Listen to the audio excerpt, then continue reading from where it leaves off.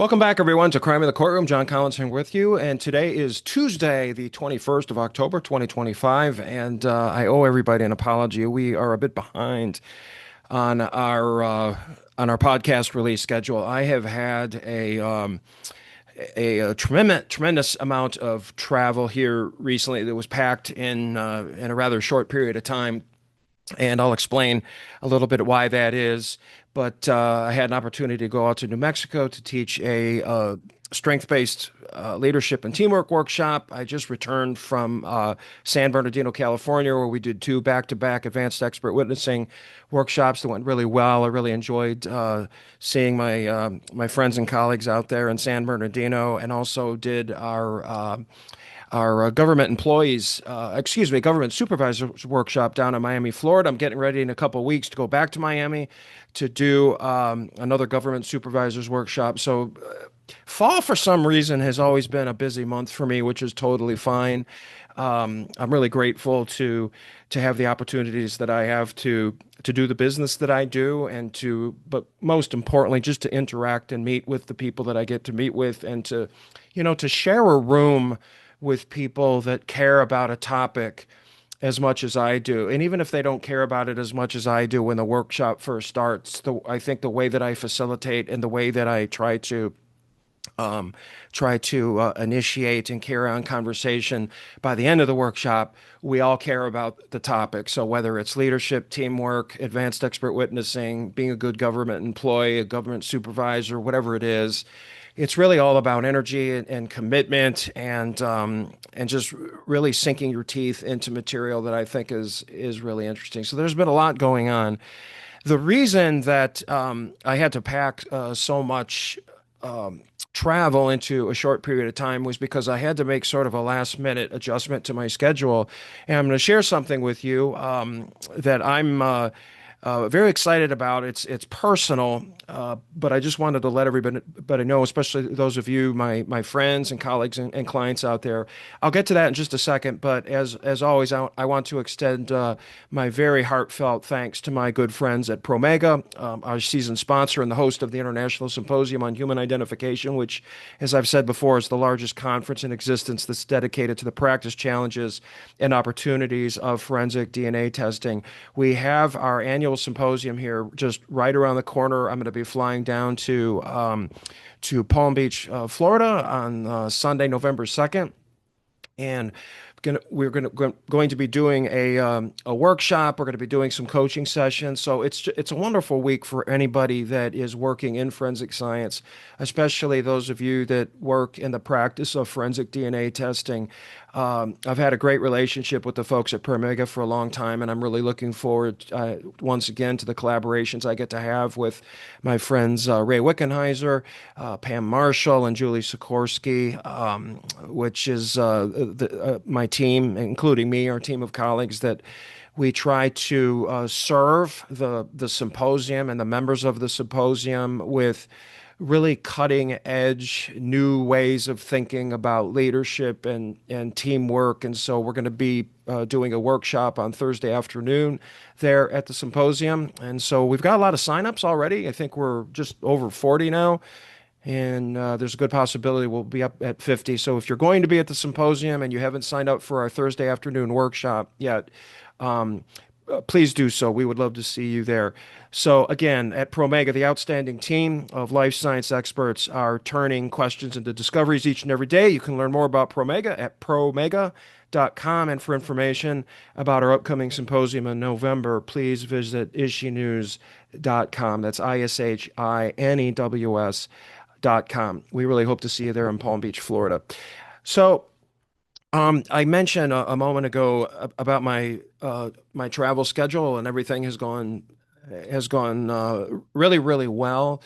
Really high energy workshops, as you know they typically are, and it's not just because of me. It's because of the people that attend the workshops, because I know that they care about this stuff as much as I do. So it makes for a really good experience for everyone involved, including me. And one of the things I always make a point to tell the people that attend my workshops, and quite honestly, I think anybody that teaches or facilitates a workshop should think this way, although I don't believe enough do, that that you're as much of a student as you are a teacher or as a facilitator, because you really can't go through one of these workshops without learning from the people that are there. There's a lot of times when we do these, we have anywhere from 25 to 50 people in the workshop, and that's a lot of experience and it's a lot of perspective. And so I think a good facilitator tries to pull that out of people as much as possible so that everybody is contributing. And so I've never done, I mean, in the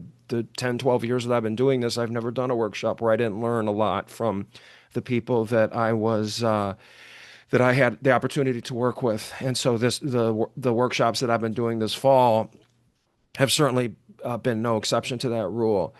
But the reason that I had to really pack a lot into a short period of time is because I'm going to be having surgery on November 19th. And I don't know that this is something that I've talked about on the podcast before, and I figured that it would be a good time to do it, to tell you about something that happened to me years ago in the forensic laboratory. And maybe I have talked about this, but I don't recall. So I'll mention it again. Back, this would have been around 1995. I was about 25 years old, and I was working in a forensic firearms laboratory. So my forensic area of expertise was in firearm and tool mark identification, which is often called ballistics and tool marks. And one of the tests that's conducted in the forensic laboratory on a rather routine basis is what's called a trigger pull test. And the reason that we do that is that it's part of the normal workup that a firearm examiner does on a gun that comes into the laboratory. And there's really two reasons for this. The first is to make sure it's safe to fire, and if it's not, that you have to make it safe. And this is one of the things that's important about the training of firearms examiners, that you have to know how to fix guns, take them apart, and make sure that they work. Because a lot of guns that come into a forensic science laboratory are not operable at the time that they come in. So, to the extent that it's possible, you have to make it operable.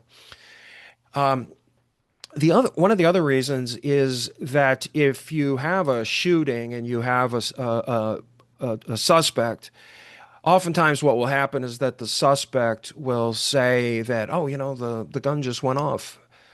Well, okay, but if it required 5 or 7 pounds of force to pull the trigger, you know, and the trigger, which is almost always the case, has to be pulled for gun to fire because of the safety mechanisms that are engineered into the action of the gun.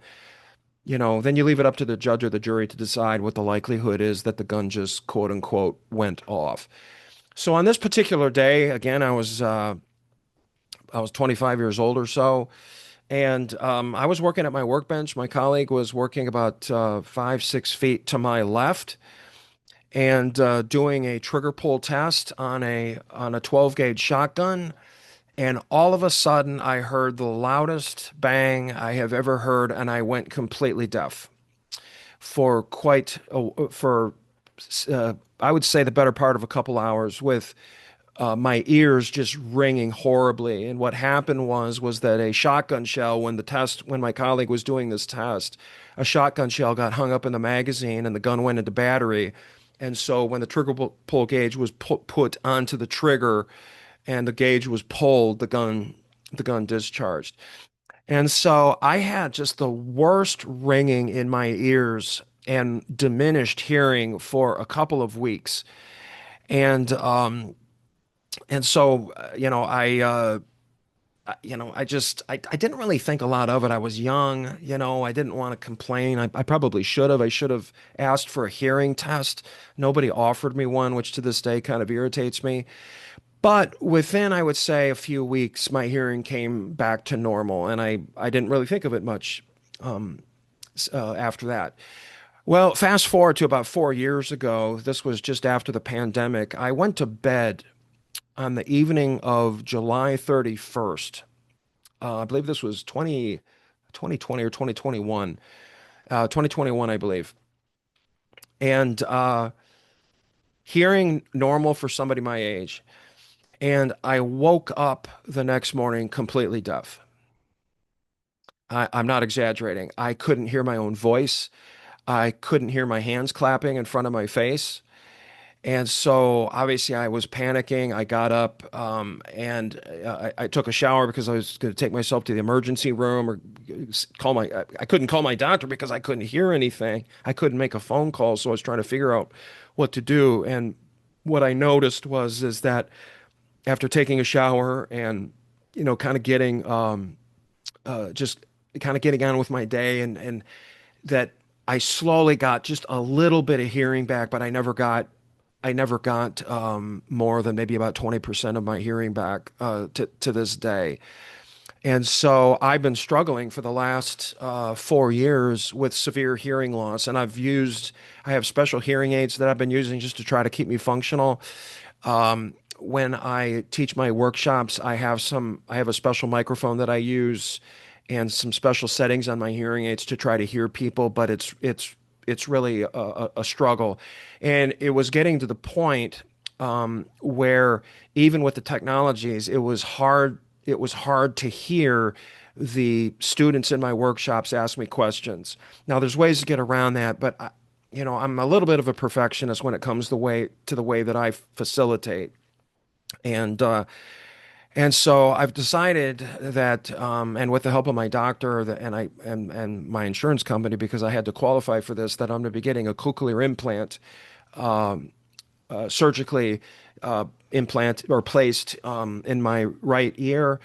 And this is going to be a game changer for me. It's going to take a little bit of time for my hearing to come back, or to get used to the implant. But right now, I'm almost completely deaf and have been for a while now. When I do my coaching sessions, it's not a problem because I can get my computer audio to feed right into my hearing aids, and so I can hear people fine. So I love to coach because I can hear people, but workshops are becoming harder to do. But beginning in December, I'm going to be starting the process of changing all of that because this cochlear implant is going to take my hearing from about 16% speech recognition in my right ear to over 80%. And so it should return me back. I expect that it's going to return me back to normal fairly quickly.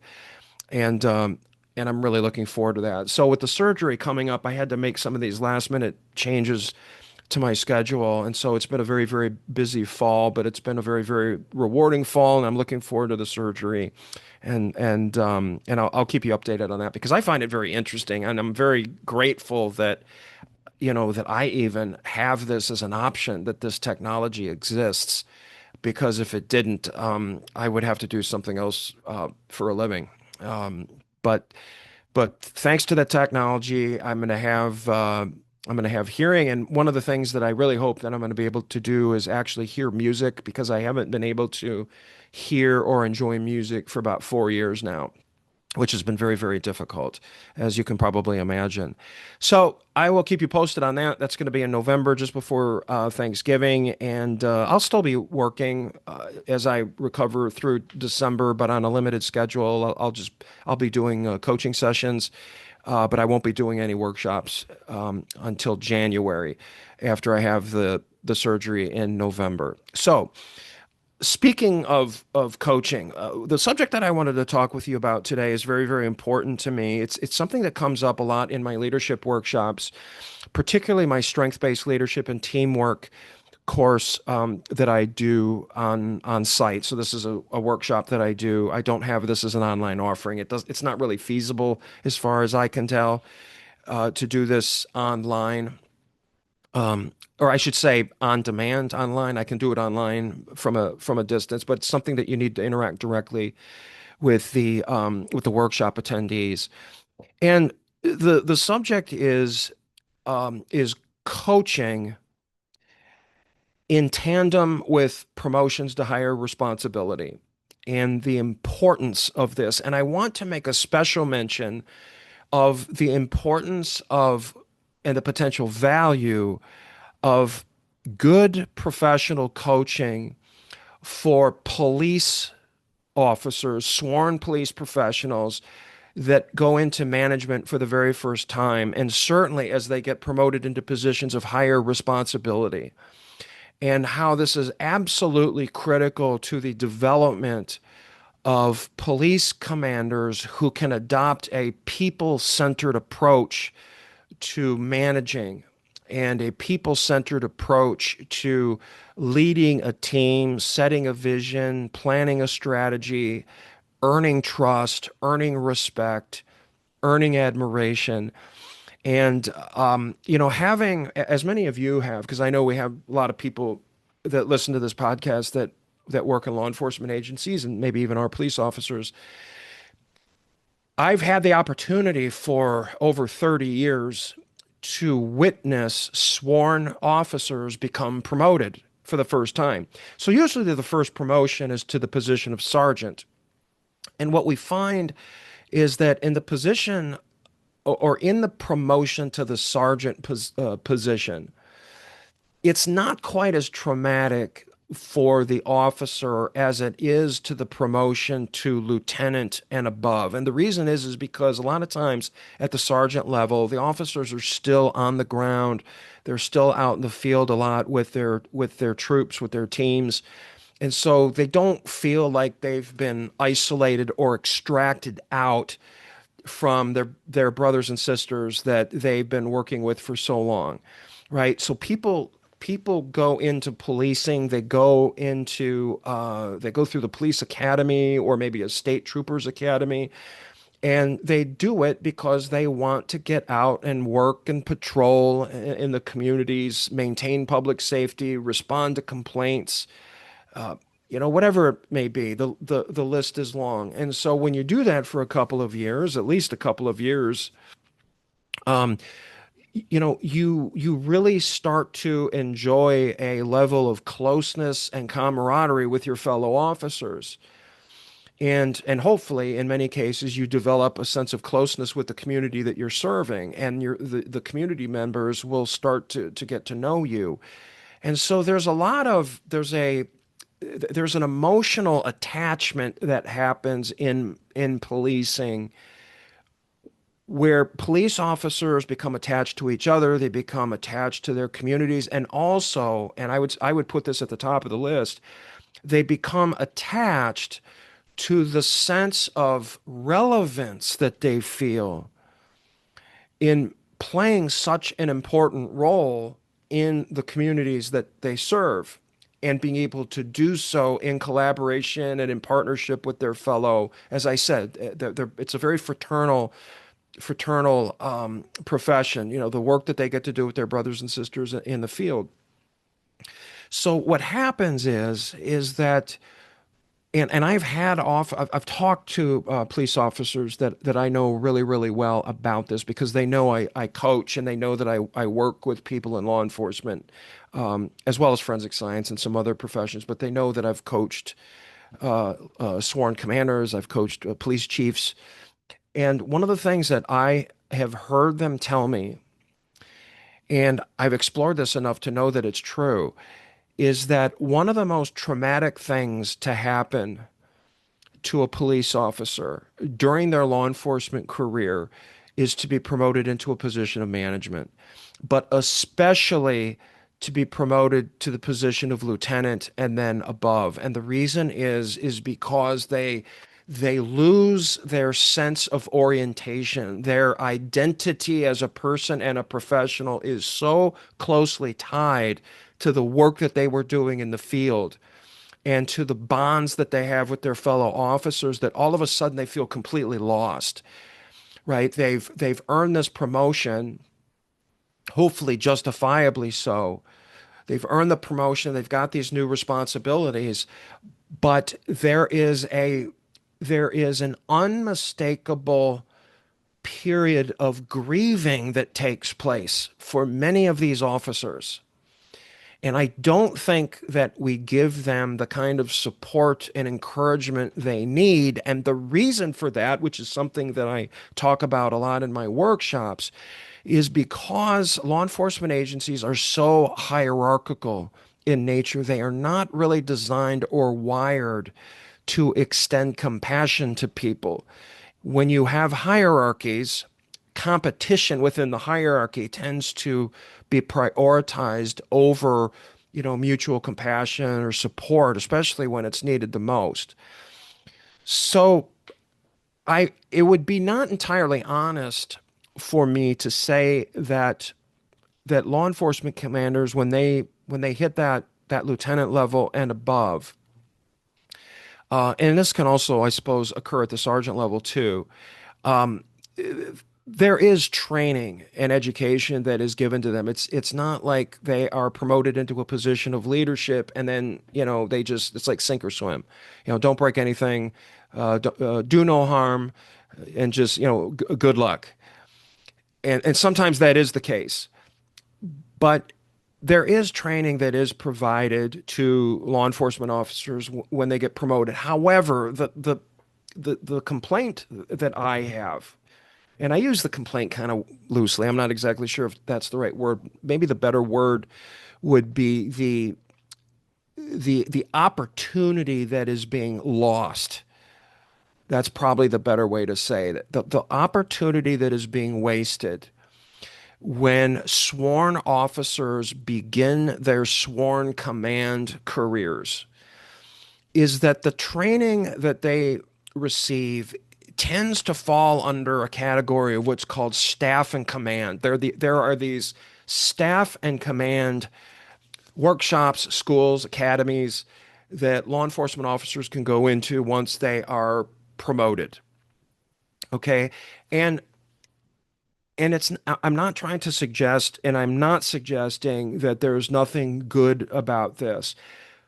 But in my experience and having spoken to officers that have gone through these staff and command schools, the the attitude that tends to be taken, or that which is taught to these newly promoted officers, is how to organize, maintain control, and direct teams.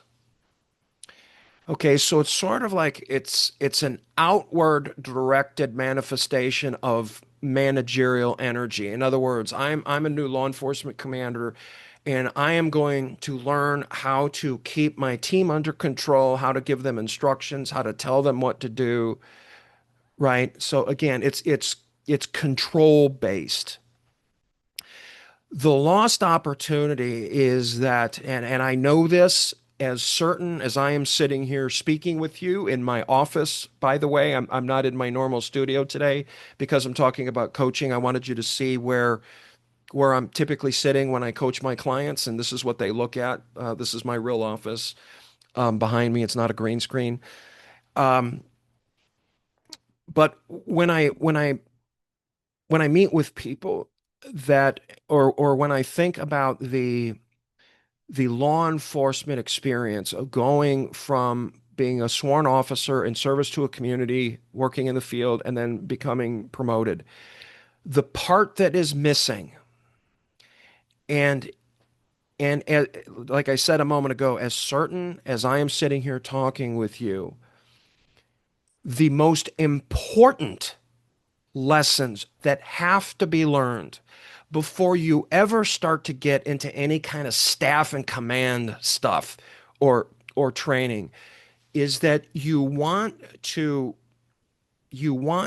help these officers complete a full and comprehensive reflection and commemoration of everything that they've done up to that point in their career. Number one, you want to talk through that with them. You want to give them some normative, scientifically based assessments so that they can learn what their natural strengths are and understand what their natural personality tendencies are. In other words, as we often talk about here at Critical Victories in my coaching practice, is we want people when they begin their management careers to gain what we call high resolution self-awareness. Okay, that is so important because if I send somebody to a staff and command school and that person doesn't really know who they are, for example, we use the Clifton Strengths Assessment, which I think is just absolutely one of the best assessments out there. I also use the Big Five personality assessment. They work great in combination with each other. And I've done a lot of my own research on the use of these tools and how you can use them together. But for example, with the Clifton Strengths Assessment, one of the things that our clients come to learn is which natural leadership style or leadership domain do they fall into? Are they an executing leader? Are they an influencing leader? Are they a relationship building leader? Or are they a strategic planning leader or a strategic thinking leader? That makes a big difference.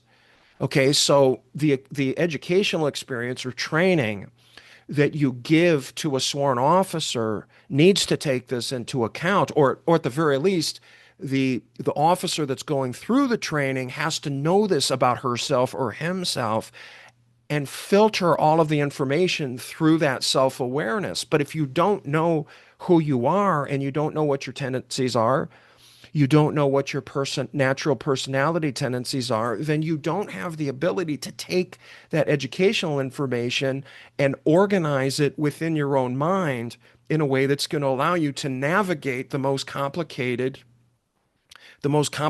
scenarios and dealing with difficult personalities as you're going to have to do in a command position.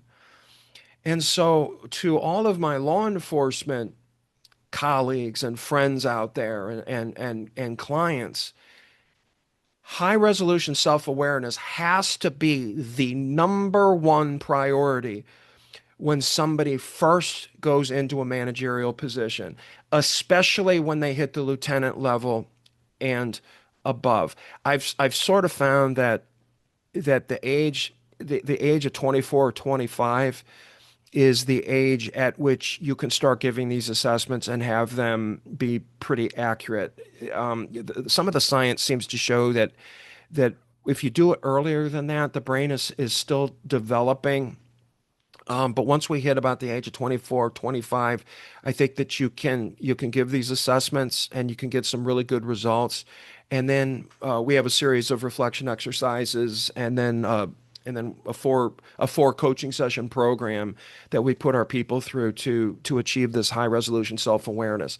It should be the very first thing that people do, because one of the things that you're doing if you adopt that strategy is that you're sending the message to this officer that you've just promoted. So let's say I'm a sheriff, or I'm a chief of police, or I'm a director of state police, whatever I might be, and I put my officers through through a program that helps them achieve that high resolution self-awareness. I'm sending a very important message to them.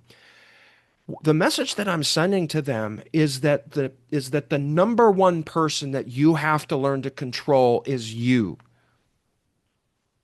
You have to be able to regulate yourself. You have to know yourself before you can be successful in regulating other people. And the great thing about this is that because trust is such an important factor in effective leadership, when you know yourself and you can embrace your natural tendencies and you can learn how to regulate some of your blind spots and your sticking points and your temptation, and more importantly, you can even look at your people in the eye and say, hey, look, there's things that I'm good at, and there's some things that don't come naturally well to me. And so these are some areas where I'm going to need your help, and I would really like your help. That kind of honesty and that kind of vulnerability is what you need to earn trust. And you can't lead people unless they trust you. So this sending new officers, newly promoted officers off to staff and command class or staff and command school, and then bring them back and then put them to work directing and instructing, it doesn't work. It may work a little bit, but there's a huge lost opportunity to send some really important messages to these new officers, um, so that they can understand themselves. Because remember, one of the things that they experience when they go through the police academy, in a lot of ways, is to let go of themselves and to follow the rules. They're forced into a compliance or conformance mindset. And and if you take that mindset into a command position, you're going to feel completely disoriented and completely lost. And so you want to give that officer an opportunity to become reacquainted with themselves. Talk through them, like so as a coach, it's a really cool conversation to have with any client, but particularly with the sworn officer, is to say, first of all, congratulations on your promotion. And we're going to get to that and all of the opportunities that you have. And but tell me about, why did you become a police officer? What was it like going through the academy? What were some of the more memorable experiences that you had when you were on the road or you were patrolling out in the community? What's the worst thing you ever saw? What's the most exciting thing you ever experienced? What are you most proud of? What have you learned? In what ways did you grow stronger and smarter because of the experience you had as a police officer? And you want to talk through that stuff, get them reacquainted with themselves. And then after you do that, we give them the Clifton Strengths Assessment, we give them the Big Five Personality Assessment, and then we spend time helping them understand themselves, not only looking forward into the future, but understanding how their natural traits and abilities impacted the way that they were doing things in the past. And this could go all the way back to their childhood. So one of the great, I would say most rewarding parts of my job, in fact, I was just telling somebody this when I was out in California last week, is in a really interesting way, I get to introduce people to themselves.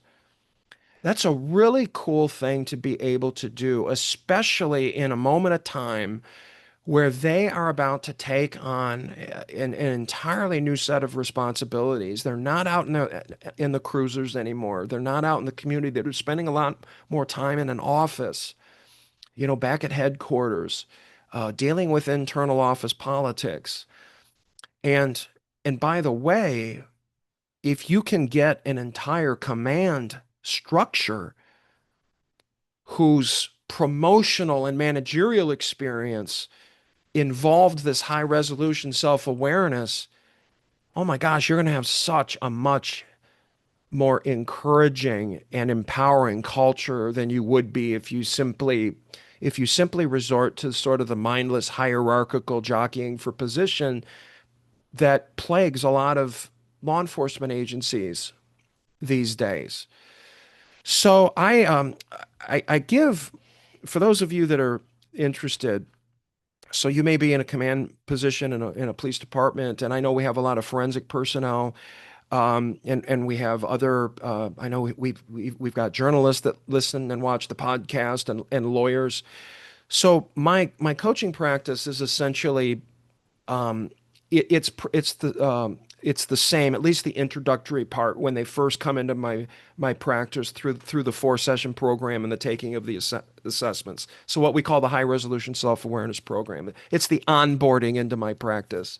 And after that program, they can stop there or they can continue on and meet with me, periodically or as needed. But everybody goes through this initial program. So I'm going to hold up this is a workbook here.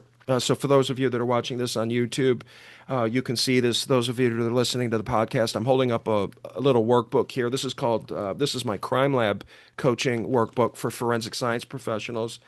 It's 94 pages, and this is the workbook that guides people through the coaching program, guides them through the taking of the assessment, the reflections, post-assessment. There's articles, there's notes for each of the 4 sessions that they go through. So I have a command coaching, I'm sorry, this is the crime lab coaching workbook. I also have a command coaching workbook for my law enforcement officers. And then I have a coaching for high responsibility workbook. They're just branded a little bit different with different supporting information inside, but um, the coaching programs are all the same. It's just that the information in the workbook is looking to motivate and inspire and inform my clients where they're at. So obviously the work in a crime lab is different than the work in a police department, which is different than the work in a law firm or an editorial department of a newspaper or the emergency room of a hospital. If you've got a lead nurse that thinks that he or she would benefit from coaching. So to expand this discussion out beyond simply law enforcement, I think I've made the point here that command coaching for newly promoted law enforcement officers, sworn law enforcement officers, that helps them achieve this high resolution self-awareness, which will raise their level of confidence in their ability to deal with a lot of difficult kinds of situations, a lot of difficult kinds of personalities, is absolutely vital in the early phases of their managerial career. But the same holds true for anyone in any position of high responsibility who has been promoted for the first time and has a lot to learn. And within a very short period of time, they have a responsibility to do everything they can to earn the trust of their people. And that requires knowing yourself. You got to know yourself, and you have to have confidence in your own ability to navigate all of the different kinds of situations that you may encounter. One of the fastest ways to learn trust, or I'm sorry, one of the fastest ways to lose trust in a leader is over time to realize or recognize that this person who I'm reporting to really does not have a level of awareness of what their strengths and their blind spots are. They're just kind of flying by to their seat of the pants. They're flying by the seat of their pants. They react reflexively to different kinds of situations. They're very impulsive and inconsistent in the way that they make decisions. And I will tell you, I can't say that coaching is going to cure everybody of that. There are some people that are so deeply entrenched in some of their own pathologies in some cases that you can't help them, but most people you can help. And if you can get to them right in the early weeks and months of their managerial career, and you can help them understand themselves, and you can do a full commemoration, help them reflect on what they've done so far, they can begin their leadership career with a much healthier mindset. They can understand what their responsibilities are. They can understand that their primary responsibility is not to tell people what to do. It's not to command people around, give them directions, or give them instructions. Their number one responsibility is to know themselves on a really, really deep level, then get to know their people and know how to ask questions and listen.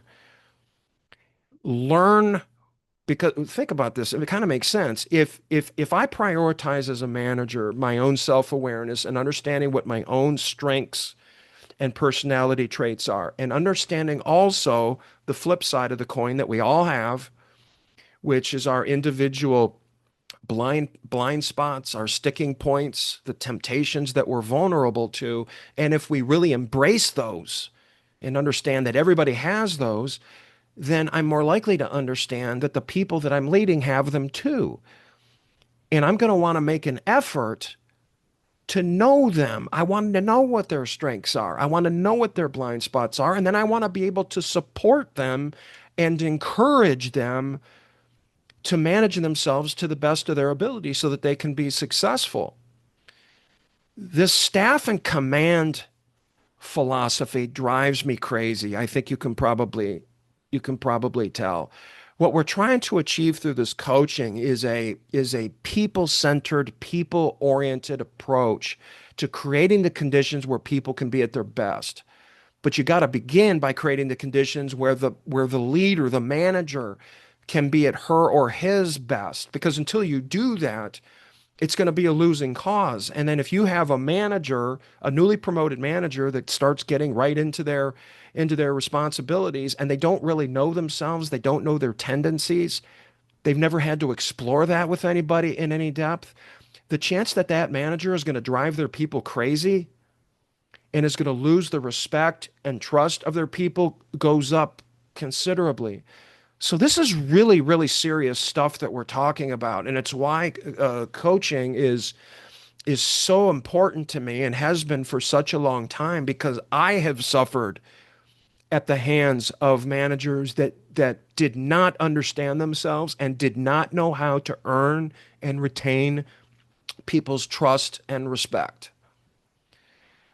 So one final comment that I want to make here, when I wrote the book, The New Superior, A Better Way to Be the One in Charge, you know, I wrote that originally to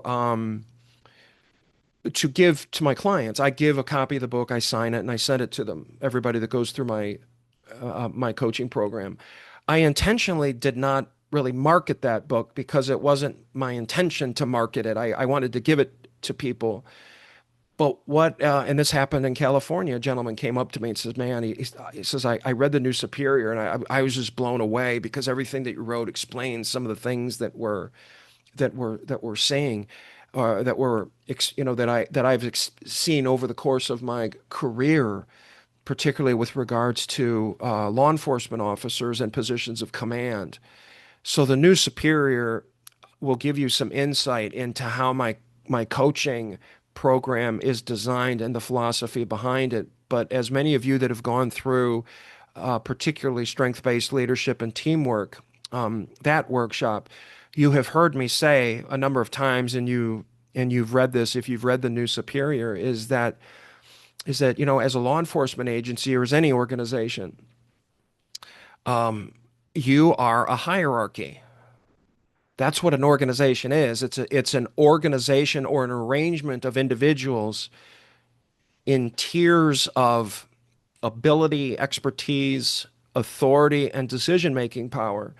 And that's very, very important because hierarchy assures survival. That's why we have it. We have hierarchy in nature. We have it in the animal kingdom. Organization, hierarchy assures survival. But just because you're a hierarchy does not mean that you're a team. And that's the difference, is that if you really want to thrive and you really want to be successful and you really want yourselves as individuals and your organizations to be thought of as being really competent, really good at what you do, and really serious as professionals in accomplishing the goals that you've set for yourself and for your team, then you got to go beyond hierarchy and you have to be a team. But as we've learned through the research that Gallup has done, and again, we talk about this in strength-based leadership and teamwork, only 10% of people in the human population have a naturally high capacity to be effective leaders. 10%. And so it does not come naturally to people. This thing that we call teamwork does not come naturally. And unless you do it intentionally and carefully, and it's advanced by people who have this high resolution self-awareness and they appreciate the diversity of strengths and personality tendencies that exist across the human population. Unless you have that, then you're going to be stuck being a hierarchy. And if you're stuck being a hierarchy, what that means is you're going to spend most of your time just trying to survive and coping with hardship. But there's another way that you can function. You can be a team that is thriving and that feels good about itself the vast majority of the time. We all have bad days, right? And so do teams. So these are things that I would really encourage everybody to think about. And if you are interested in more information about my coaching program or programs, just go to criticalvictories.com slash coaching, criticalvictories.com slash coaching. And you can actually begin right away. There are some forms, some registration forms, and a couple of pre-assessments that you can take that'll give you some good information without any obligation. And so you can start right now, even if you don't go through with the full program. So as I get here towards the end of the year, and approaching the end of our fifth season, which still blows me away, I wanted to make sure that I took some time to talk about coaching and how absolutely important it is. And perhaps this is something that you can look forward to in 2026 and maybe budget for it. As far as I'm concerned, it's very, very affordable considering the impact that you get out of it and how long that impact lasts and how long the value of that impact delivers benefits to the people that go through it and the people that my clients are leading. It's unbelievable, and I just absolutely love doing it. Being able to have this kind of an impact with people. So I hope you'll think about it and get in touch with me if you have any questions. Again, we have the command coaching program, we have the crime lab coaching program, and we have the coaching for high responsibility. They're all pretty much the same. It's a 4-session program with assessments and a lot of supplemental exercises that you take along the way, and that you get some really cool a final program and it's called a personal priorities profile. We call it the P3 report, which memorializes the program and documents what your priorities are so you can remember them and you can refer to that report even after the program ends. Because one thing that's important to me is that you not just come through my coaching program and then you forget about it. Like I want you to take what you learn about yourself, what you learn from the experience, and continue to build on it going forward. So something to think about. And if you have multiple people that you want to put through it, we have multi-client discounts that we give. So the cost per student or the cost per client will go down. So let me close by saying that there's been a lot of talk in our society in recent years about policing and the problems with policing. We've got some amazing police officers out there, and we do have some amazing police commanders out there. I think many more today than we did even 10, 20, 30 years ago. I think there has been a genuine effort to professionalize policing in a way that had never been done before. But there's still a long way to go. And one of the key ingredients that's missing is that the moment a police officer, a sworn officer, ends their career on the street, out in the community, and they get promoted and they spend more time at headquarters, working in an office environment. That is the time, as soon as possible, to give them the opportunity to reflect on their career and to reflect on themselves and to really know themselves in a way that they never did before, because that will set them up for success for the remainder of their career as a sworn law enforcement commander. And the same thing holds true with our crime lab coaching program and our coaching for high responsibility. So anyway, thank you again, everyone, for joining me for another episode of Crime in the Courtroom. And as always, my opinions or the opinions expressed on this show are those of your host, John Collins, that's me, as well as our guest, and should not be construed as representing the opinions of our sponsors, collaborators, or any other professionals or organizations with whom we may be affiliated. Again, just as a quick reminder, if you are interested in our world-class, on-demand, and affordable training program for building your authoritative presence and conflict management skills, you can visit criticalvictories.com/showupstrong.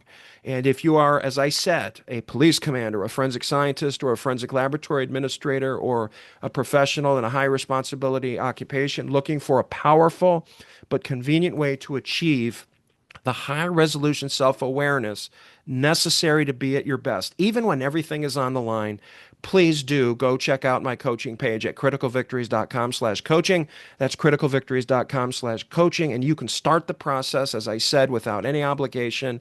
And I'd love to work with you and any members of your team that are striving to build the skills and internal strength they need to meet whatever new or growing responsibilities they've been entrusted with. We'll see you next time for another edition of Crime in the Courtroom. Let's all be safe, be great, and let's all stay committed to being a force for good and for protecting our quality of life from sea to shining sea. Thanks again, everyone.